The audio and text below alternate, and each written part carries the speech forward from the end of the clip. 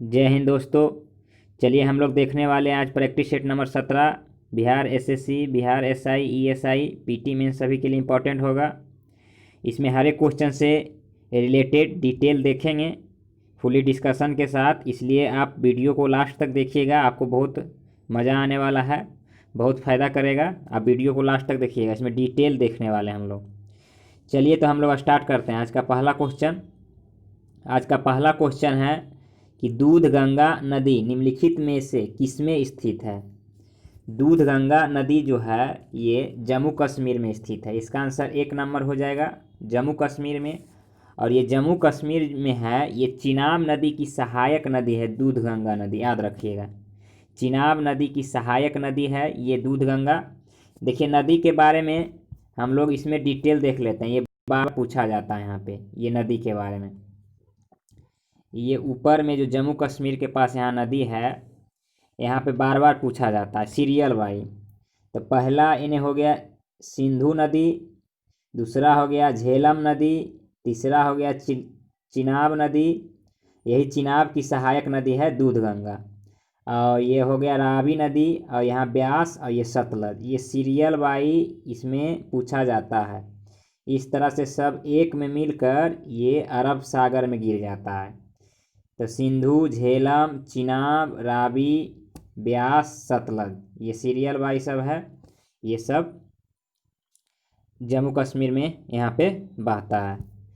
तो ये था पहला क्वेश्चन। देखते हैं अगला क्वेश्चन। नेक्स्ट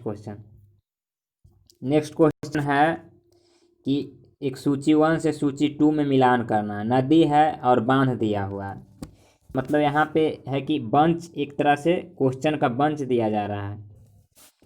तो कोलोरेडो नदी पे कौन सा बांध हो गया? तो हुबर बांध। इसका 1 का 4 हो जाएगा। हुबर बांध हो गया कोलोरेडो नदी पे। वही दामोदर नदी पे कौन सा बांध है? तो पाचेत बांध। दामोदर नदी पे पाचेत बांध हो गया। नील नदी पे कौन सा बांध है? तो आसवन बांध। नील नदी पे आसवन बांध। जाम्बेजी नदी पे कैरेबिया बांध। जम्बेजी नदी पे कैरीबा बांध। कैरीबा बांध किस पे है? जम्बेजी नदी पे।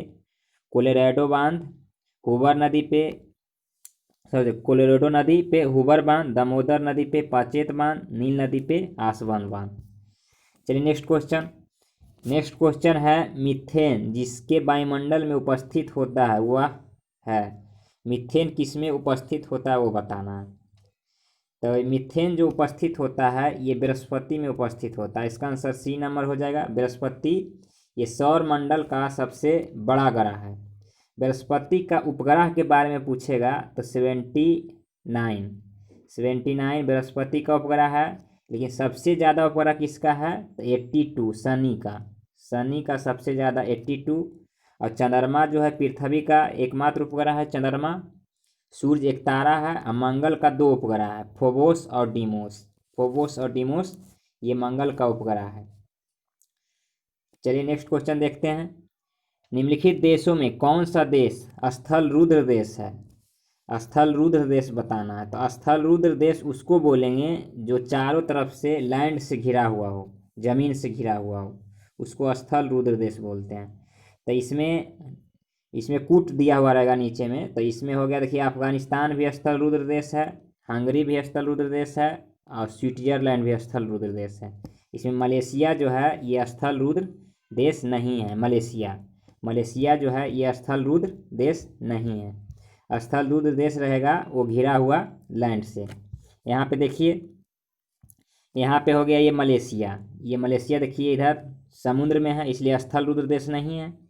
यहाँ पे जैसे देखिए यहाँ मंगोलिया है, तो ये स्थल रुद्र देश है मंगोलिया हो गया। यहाँ पे कजाकिस्तान, उज्बेकिस्तान, ये सब अफगानिस्तान जो ऑप्शन में था, तो ये सब जमीन से चारों तरफ से घिरा हुआ है, इसलिए स्थल रुद्र देश है। नेपाल हो गया, अफगानिस्तान हो गया, उज्बेकिस्तान हो गया, तुर्कमेनिस्तान हो गया, मंगोलिया हो गया। एक यहाँ पे और है छोटा सा है, वो है लाओस। यहाँ पे छोटा सा एक लाओस है, यहाँ पे लाओस है जो कि स्थल रुद्र देश है। तो ये सब याद रखिएगा, स्थल रुद्र के देश के बारे में पूछ लिया जाता है, स्थल रुद्र देश के बारे में जो इम्पोर्टेंट है। चलिए तो हम लोग देखते हैं नेक्स्ट क्वेश्चन है कि कानूनी विषयों पर राज्य सरकार को कौन परामर्श देता है। कानूनी विषयों पर राज्य सरकार को परामर्श देता है ये महाधिवक्ता। महाधिवक्ता को ही एडवोकेट जनरल बोलते हैं, बी नंबर हो जाएगा। एडवोकेट जनरल महाधिवक्ता। तो महाधिवक्ता पूछेगा कितना अनुच्छेद में, तो 165 में।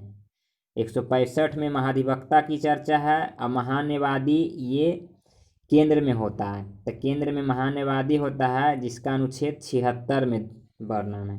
महान्यायवादी की चर्चा 76 में, एडवोकेट जनरल महाधिवक्ता की चर्चा 165 में। इसको निकालने के लिए बोले थे कि केंद्र वाला में 89 ऐड कर देना है, तो ये आ जाएगा राज्य वाला कोई भी अनुच्छेद। चलिए नेक्स्ट क्वेश्चन देखते हैं हम लोग। भारत डायनामाइट लिमिटेड केंद्र कहाँ स्थित है। भारत डायनामाइट लिमिटेड केंद्र जो है ये हैदराबाद में स्थित है। इसकी स्थापना जो हुआ था 1970 में हुआ था। भारत डायनामाइट लिमिटेड केंद्र की स्थापना।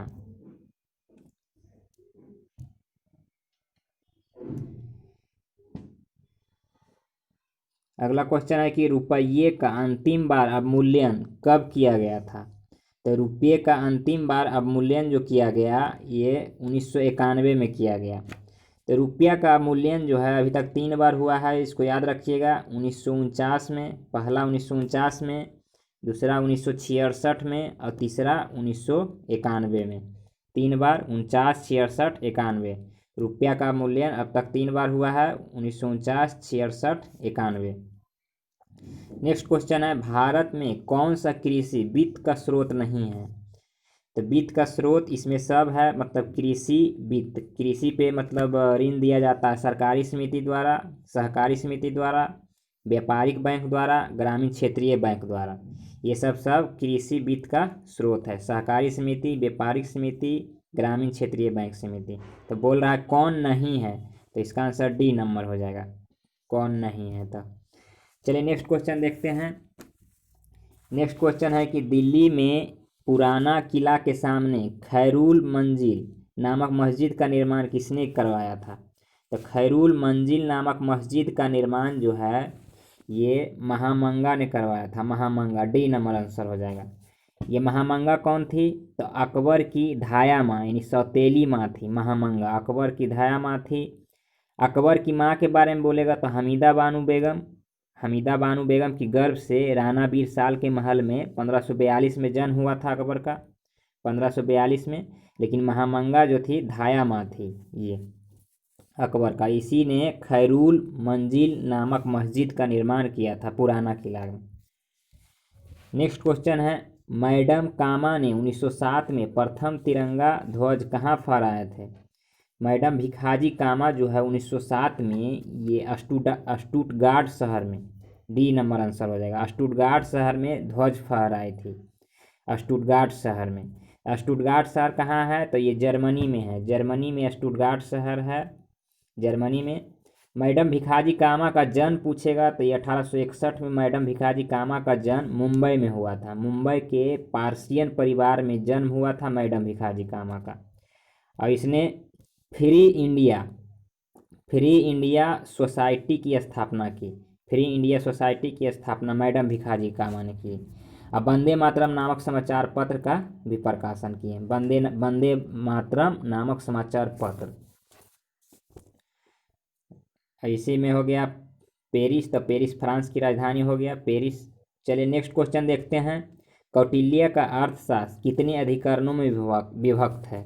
तो कौटिल्य का अर्थशास्त्र जो है ये 15 अधिकरण में विभक्त है। कौटिल्य का अर्थशास्त्र बुक है अर्थशास्त्र, लेकिन ये राजनीतिक के बारे में इसमें जानकारी मिलता है। कौटिल्य का अर्थशास्त्र में 15 अधिकरण में विभक्त है और 150 अध्याय में विभक्त है। अध्याय पूछेगा तो 150 अध्याय हो जाएगा और 180 प्रकरण, 180 प्रकरण हो जाएगा। प्रकरण 180 और 6000 इसमें श्लोक है। 6000 इसमें श्लोक दिया हुआ है। 6000 श्लोक हो गया, 180 प्रकरण हो गया, 150 अध्याय हो गया, 15 अधिकरण हो गया। नेक्स्ट क्वेश्चन है तातीपाका तेल शोधक कहाँ स्थित है। तो तातीपाका जो तेल शोधक है ये आंध्र प्रदेश में स्थित है। इसमें ऑप्शन नहीं है, Andhra Pradesh, D number option हो गया आंध्र प्रदेश। ततिपाका तेल शोधक कारखाना आंध्र प्रदेश में है। वर्तमान में तेल शोधक कारखाना बोलेगा तो ये 22 गो है। 22 में तेल शोधक कारखाना वर्तमान में है, जिसमें 17 जो है ये सार्वजनिक है, 17 सार्वजनिक है, 2 जो है संयुक्त है और 3 निजी क्षेत्र का है। संयुक्त में निजी और सार्वजनिक दोनों आएगा और 3 निजी क्षेत्र का है, प्राइवेट आदमी का है, और 17 सार्वजनिक क्षेत्र का है। 22 गो तेल शोधक कारखाना टोटल है। चलिए नेक्स्ट क्वेश्चन देखते हैं। विश्व में यूरेनियम का बृहत्तम भंडार कहाँ पाया जाता है? तो विश्व में यूरेनियम का सबसे ज़्यादा भंडार ये ऑस्ट्रेलिया में पाया जाता है। ऑस्ट्रेलिया में सबसे ज़्यादा भंडार पाया जाता है। वही सबसे अधिक उत्पादन बोलेगा तो कनाडा हो जाएगा। सबसे ज़्यादा उत्पादन कनाडा में होता है, लेकिन सबसे ज़्यादा भंडार कहाँ है? तो ऑस्ट्रेलिया में है सबसे अधिक भंडार यूरेनियम का। नेक्स्ट क्वेश्चन, भारतीय संविधान का कौन सा अनुच्छेद भारत की विदेश नीति का संबंध है? तो भारत का विदेश नीति से संबंध जो है ये अनुच्छेद 51 से है। इसका आंसर डी नंबर हो जाएगा। अनुच्छेद 51 से विदेश नीति का संबंध है। 51 में कहता है कि राज्य जो है, राज्य अंतर्राष्ट्रीय शांति एवं सुरक्षा के अंतर्राष्ट्रीय विवादों को निपटारा के लिए मध्यस्थता का प्रोत्साहन करेंगे। राज्य अंतर्राष्ट्रीय विवादों के निपटारा के लिए प्रोत्साहन करेंगे मध्यस्थता के लिए, 51 कहता है। वही अनुच्छेद 380 नहीं, यहाँ 280 कर लीजिए। तो 280 जो है ये वित्त आयोग से संबंधित है। 280 312 अनुच्छेद बोलेगा तो नई अखिल भारतीय सेवाओं का सृजन। 312 नई अखिल भारतीय सेवाओं का सृजन हो गया। चलिए नेक्स्ट क्वेश्चन देखते हैं। नेक्स्ट क्वेश्चन है, किस सदन में अध्यक्षता करने वाला अधिकारी उस सदन का सदस्य नहीं होता है? तो इसमें हो गया इसका आंसर बी नंबर, राज्यसभा।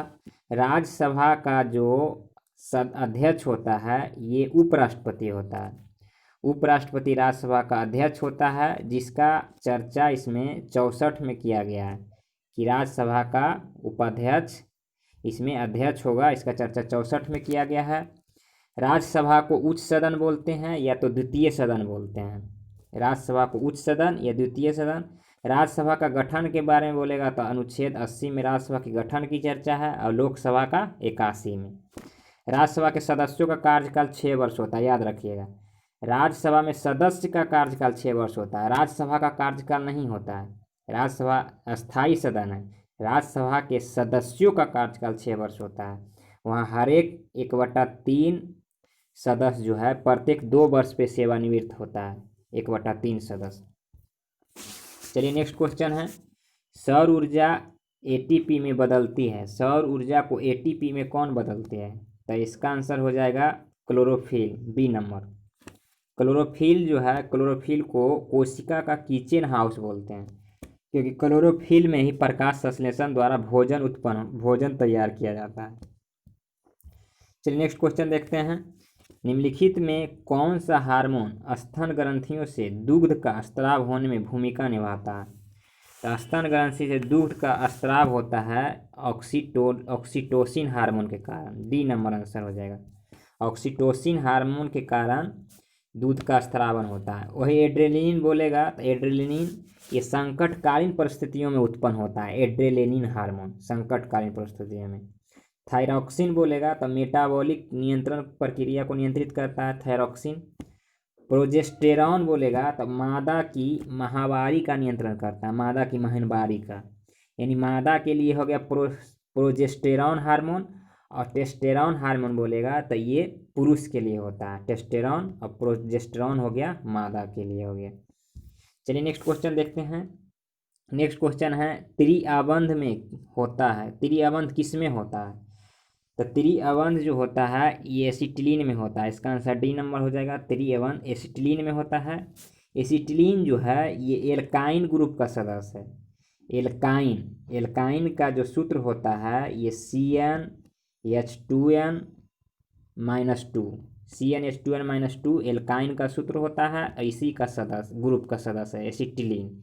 एक होता है एल्केन, तो एल्केन में CnH2n+2 होगा, CnH2n रहेगा +2 होगा तो एल्केन। एक होता है एल्कीन, तो एल्कीन में CnH+CnH2n इतना ही रहेगा एल्कीन में, और एल्काइन में तो -2 रहेगा।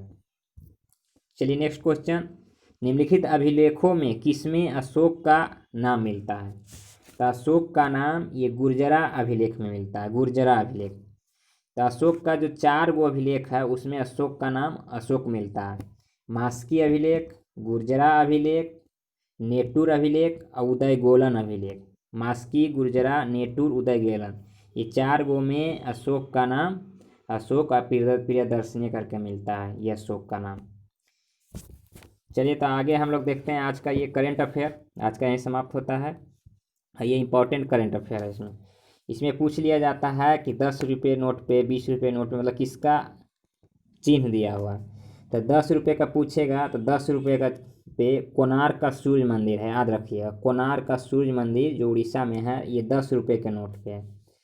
20 रुपये के नोट पे एलोरा की गुफाएं हैं। एलोरा की गुफाएं 20 रुपये के नोट पे, गुफा में 20 रुपया, और 10 रुपया में कोणार्क के सूर्य मंदिर। मंदिर में जाना है 10 रुपया में काम हो जाएगा, 20 रुपया में गुफा में, 50 रुपया पे हम्पी के पत्थर से बना रथ, हम्पी का रथ है इसमें 50 रुपया में हम्पी का रथ। 100 रुपया में रानी का बॉब, रानी के पास जाना है तो 100 रुपया रहना चाहिए, रानी के बॉब 100 रुपया। 200 रुपया में सांची स्तूप, सांची स्तूप जब घूमना है तो 200 रुपया, 200 रुपया सांची स्तूप।